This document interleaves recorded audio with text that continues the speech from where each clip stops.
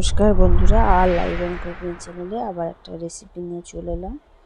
আজকে আমাদের সবার ফেভারিট, আশা করি তোমাদেরও ফেভারিট। দেখো, এখানে চিংড়ি পটলের রেসিপি আছে।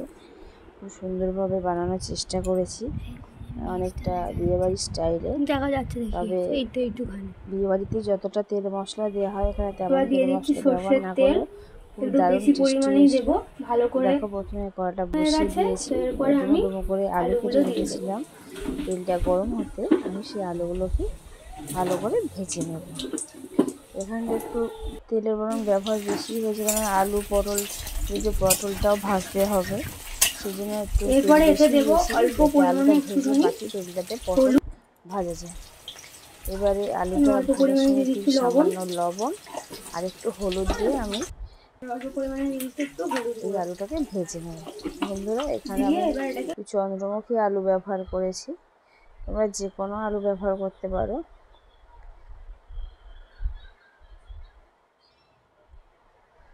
দেখো, এবার ভেজে রাখা যে আলু এগুলো তুলে নেওয়ার পরে পটলগুলোকেও দিয়ে দিলাম। এবার পটলগুলোকেও আমি খুব ভালো করে ভেজে নেব। এখানটায় আলু পটল তরকারি করতে গেলে আলুটাকেও ভালো করে ভাজতে হয়, পটলটাকেও খুব ভালোভাবে ভাজতে হয়। দেখো, তোমরা দেখতেই পাচ্ছ পটলগুলোকে খুব ভালো করে ভাজা হয়ে গেছে। এবার আমি পটলগুলোকেও তুলে নিচ্ছি। এবার পটলটা ভাজা হয়ে গেলে সামান্য তেল দেব, আর তেলটা প্রায় শেষ হয়ে যাচ্ছিলো। বাকি নুন হলুদ দেওয়া চিংড়িগুলোকে আমি ভেজে নেব। চিংড়িগুলোকে আমি সমস্ত খোসা ছাড়িয়ে দিয়েছিলাম, এর কোনো খোসা নেই। নিয়ে আমি এটাকেও ভেজে তুলে, চিংড়িতে বেশিক্ষণ ভাজার প্রয়োজন হয় না, 30 সেকেন্ডের মতো ভেজে তুলে নেব। এবার দেখো, সামান্য তেলও দিতে হয়েছে আর একটু, দিয়ে আমি মশলা ফোড়ন দিতে। দেখো, এখানটায় তেজপাতা, শুকনো লঙ্কা, এলাচ, একটা লবঙ্গ দুটো ছিল, ডালচিনি ছিল, সেগুলোকে যেটাকে আমরা গরম মশলা বলি, গরম মশলা আমি ফোড়ন দিয়ে দিলাম, আর গোটা জিরেও কিছুটা দিয়ে দিলাম। এবারে কুচানো পেঁয়াজগুলোকে দিয়ে আমি লাল লাল করে ভেজে নেব। এখানে লাল লাল করে ভাজবে। দেখো, এখানে লাল লাল করে খুব ভালো করে ভাজা হয়ে গেছে। এবারে আমি রসুন বেটে রেখেছিলাম, সেই রসুন বাটাটাকে দিয়ে দিচ্ছি। রসুন বাটাটা দেওয়ার পরে আমি প্রায় 1 মিনিটের মধ্যে পেঁয়াজের সঙ্গে রসুন বাটাটাকে কষিয়ে নেব। তারপর আদা বাটা দিয়ে দিলাম। আদাটাকেও 30 সেকেন্ডের মধ্যে, খুব বেশি আদা কষানোর দরকার নেই, 30 সেকেন্ড কষালে ওর কাঁচা গন্ধটাই চলে যায়। এবার আমি এটা কষিয়ে সামান্য হলুদ গুঁড়ো দিয়ে দিচ্ছি, আর কাশ্মীর হলুদটা দিয়ে কষিয়ে নেবো কিছুটা, দিয়ে আমি কাশ্মীরি লঙ্কার গুঁড়ো দেবো। এখানে কোনো শুকনো গুঁড়ো লঙ্কা ব্যবহার করিনি, কারণ আমি আগে একটা মশলা বেটে রেখেছিলাম, কাঁচা লঙ্কা, কাজু, চাল মগজ, পোস্ত সব একটা মশলা বেটে রেখেছিলাম, সেটা দেবো বলে, সেই জন্য এখানে গুঁড়ো লঙ্কার ব্যবহার করিনি। এখানে দেখো কাশ্মীরি লঙ্কার গুঁড়ো আর কিছুটা পেঁয়াজ বাটা, টমেটো বাটা, সেটাকে আমি দিয়ে দিচ্ছি কালারের জন্য। দেখো, এটাকেও ভালোভাবে কষিয়ে নেব মশলাটার সঙ্গে, যাতে মশলা থেকে যতক্ষণ না তেলটা ছাড়ছে ততক্ষণ হচ্ছে কি আমি কষিয়ে নেবো। দেখো, তোমরা দেখতে পাচ্ছ মশলাটা অনেকটাই কষানো হয়ে গেছে। এবার স্বাদ মতো আমি লবণ দিয়ে দিলাম। আমার একটু লবণ কম খাই বলে লবণ কম দেওয়া আছে, তোমরা তোমাদের স্বাদ অনুযায়ী অবশ্যই লবণটা দিও। দেখো, তেল তো প্রায় ছেড়েই এসেছে।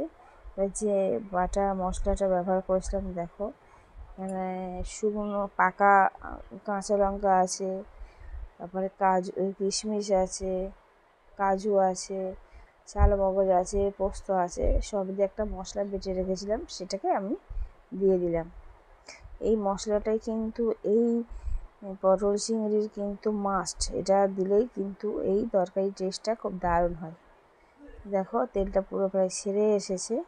এই অবস্থায় ভেজে রাখা আলু আর পটলটা সেটা দিয়ে দেবো, দিয়ে এই মশলার সঙ্গে আলু আর পটলটাকে আরেকবার ভালো করে কষিয়ে নেব, যাতে আলু আর পটলের মধ্যে মশলার গুণটা চলে যায়। এবারে বলি, এখানে আমি 1 চামচ ঘি দিয়ে দিলাম।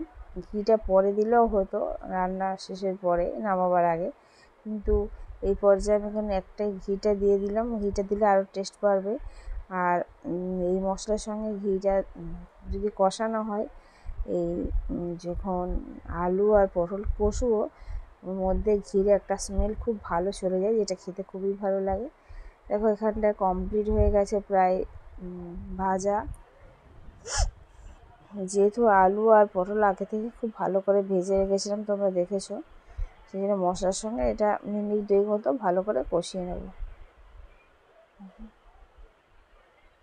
তা বন্ধুরা, আমার এই রেসিপি আলু পটল চিংড়ির রেসিপি যদি তোমাদের ভালো লেগে থাকে, তাহলে অবশ্যই একটা লাইক করে দিয়ে কমেন্ট করে জানিও কেমন হয়েছে। এর মধ্যে দেখো ভেজে রাখা চিংড়িগুলোকে আমি দিয়ে দিলাম।